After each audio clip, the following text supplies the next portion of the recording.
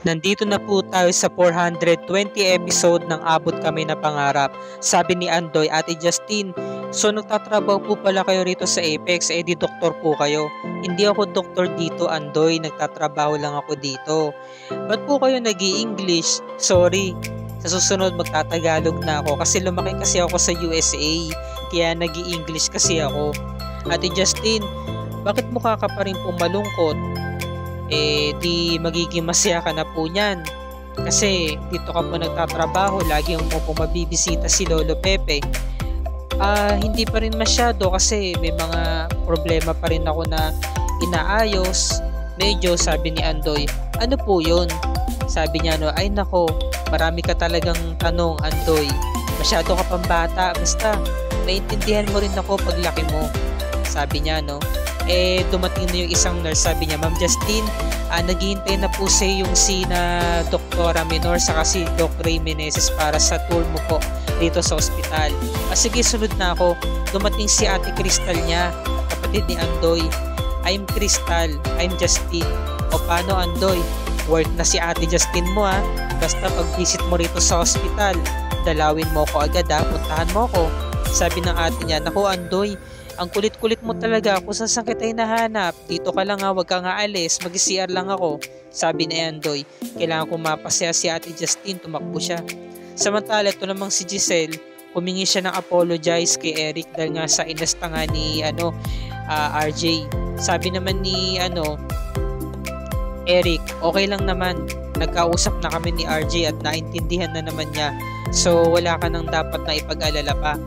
Sabi naman ni Giselle, alam mo, hindi naman ako magsisisi sa'yo kung bakit nilagay kita dito, right? Sabi naman ni Eric, alam mo Giselle, hindi na ako yung dati mong ex-boyfriend. Iba na ako ngayon. Nag-aaral ako. Kung hindi ko ginawa yun, hindi ko makuha ang narating ko sa ngayon. Kumbaga, marami na rin ako narating. Kaya naman, hindi ako magiging liability ng Apex. Sabi ni Giselle, well, sana nga totoo yun. Alam mo sa decision mong yan, okay ka pero sa personal mong buhay, dyan ka medyo palya. Tumawag si Justine at nagyaya na nga ng pagkain. So, may sabihin ka pa ba Giselle? Kasi hindi kaya ni Justine na kumain na walang kasama. Umorder siya ng pagkain, sabi ni Giselle, wala na. Medyo na luluha si Giselle, nasaktan siya. Samantala sabi ni na Doc Yula sa ni Doc Joan, okay talaga kapag anak ng may-ari, ang tumano may position agad. Sabi naman ni Doc Ken, meron naman kasi siyang capability, diba?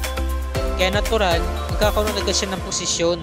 Sabi naman ni Doc Luke, pero nagulat talaga ako, pati yung tatay ni Justine nabigyan ng posisyon dito sa Apex at Vice President pa siya ng Finance.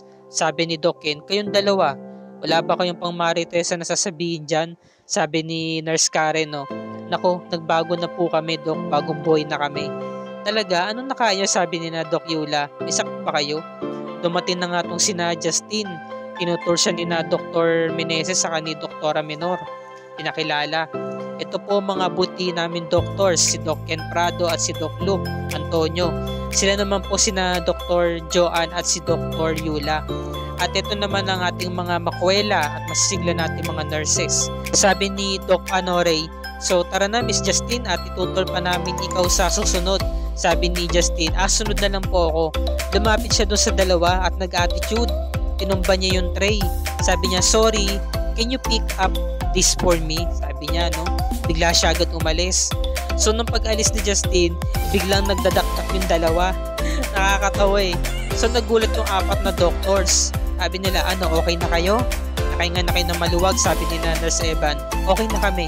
Tara na Mars, balik na tayo sa trabaho. Nakakatuwa talaga Samantala, ito namang sina Josa saka si Chang Susan, dinalo si Lynette sa bahay ni na Carlos. Okay ka lang ba rito, Lynette? Yan dinalan ka ni Chang Susan ng pagkain. Paborito mo yan Paparami ang kain mo, sabi naman ni Lynette. Eto, medyo na-overcome ko na rin yung takot kasi alam niyo naman yung nangyari sa akin itong nakaraan. Nakakaharap ko na rin siya pero kailangan kasi talaga meron akong ginagawa alam niyo naman. Hindi ako mapirmis sa isang tabi lang. Gusto ko yung may ginagawa ako. Lynette, Hindi ka ba naboboard dito? Ikaw lang mag-isa rito. Napakalaki ng bahay mo. Sa totoo lang po, medyo naboboard po ako. Sabi naman ni Josa, mabuti pa, mamasyal tayo, Lynette. Meron akong alam. Alam mo naman na mahilig ako sa mga ganyan, di ba? Sabi naman ni Lynette, o sige, papaalam ko muna kay Doc Carlos. Ba't kailangan pang ipaalam sa kanya? Pati iba naman niya, sabi naman ni Chang Susan. Ay nako, Josa, ano ka ba naman? Matapos yung nangyari kay Lynette, syempre mag-aalala ng gusto si Doc Carlos. Syempre kinakamusta niya asawa niya yan Mabuti pa initin mo na itong pagkain sa microwave at makakain na tayo. Ito namang sina Doc Annalyn sa si Doc Lindon, nag-prepared na sila para sa OR. Sabi naman ni Doc Lindon, Doktora, alam ko hindi ka okay. Huwag kang mag-alala. Wala naman sa loob ng OR si Dr. Carlos. Tayong dalawang naka-assign doon. So tara na. Kasi nakita niya, iniisip pa rin ni Annalyn yung nangyari. So dumating na nga itong head ng mag-o-opera. Ngayon, hindi daw tanggap si Annalyn. Kailangan daw niya mag-scrub out at si Doc Javier lang daw ang pupwede na mag-a-assist sa kanya. Bakit po, Doc?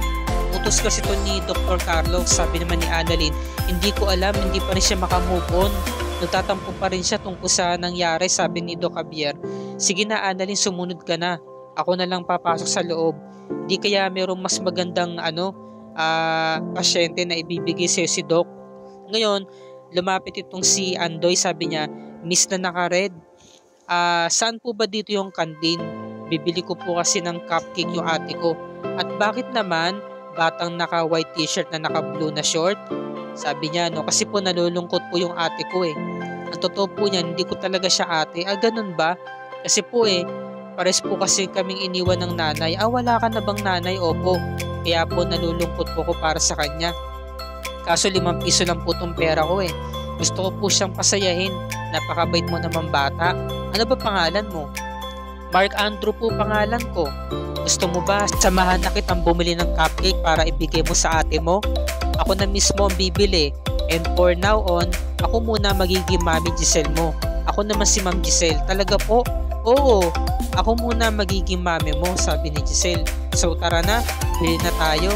Nice, nakakatuwa naman tong araw na to. Ang galing naman. May ate na nga ako, meron pa akong mami. Astig, sabi niya. At umalis na nga sila. Samantala, ito namang si Doc Carlos, tinawagan si Zoe para kamustahin. Zoe, kamusta ka? Kasama mo ba ang mami mo? Hindi ko siya kasama, hindi ko alam kung siya nagpunta, baka namasyal. Zoe, kailangan mo mag-ingat, kailangan mo lumayo kay Moira. Nakita mo naman ang pinagagawa sa social media, panay post siya ng mga pictures. Para bang walang nangyayari. Alalahanin ninyo.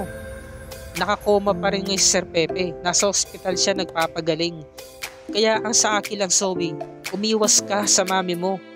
Sabi ni Zoe, And for what? Para saan pa? Kapag nagising na rin naman si Lolo Pepe, wala na rin naman kaming kawala.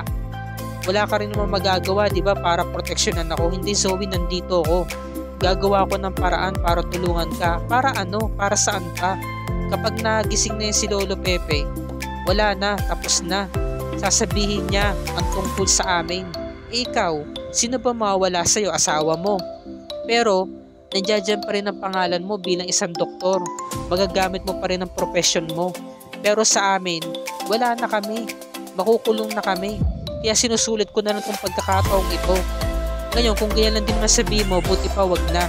Para sabihin ko sa'yo, okay ako, pero deep inside, patay ako.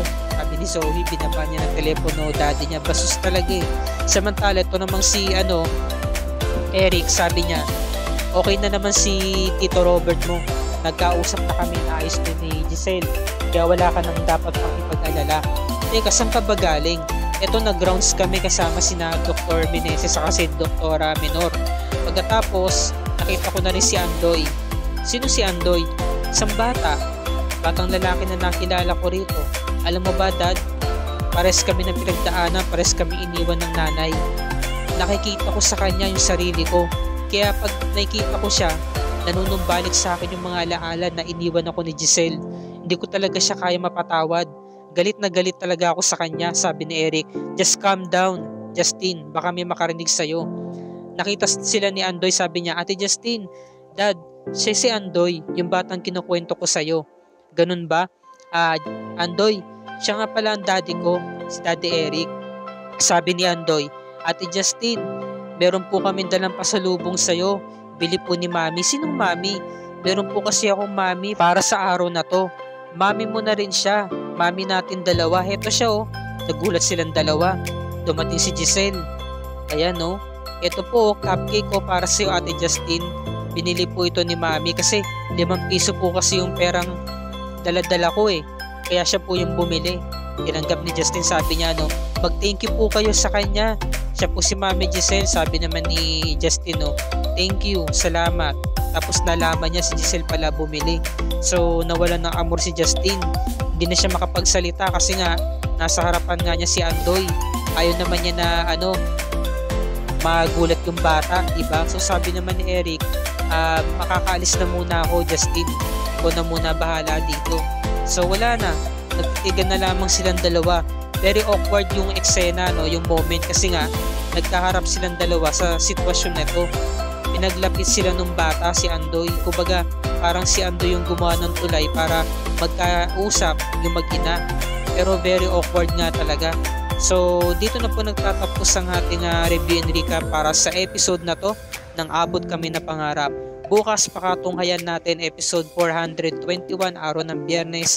Merong bagong challenge si Dr. Carlos para kay Doktora Annalyn para maging deserving ito no na mapunta siya sa seminar na gaganapin sa bansang Japan. Ibinigay sa kanya ang isang pasyente na kanyang i-consult. So walang iba kundi ang bagong karakter na si Okwang ang magiging bahagi ng Abot Kami na Pangarap. Yan ang ating pakatunghayan bukas mga kapuso. At kung bago ka pa lamang sa aking channel, kung maaari ay makahingi ako sa iyo ng muting subscribe at i-click mo na rin ang notification bell icon para lagi ka updated sa mga episodes ng Abot Kami na Pangarap and other GMA shows tulad nito. Maraming salamat po sa inyong panonood and God bless us all.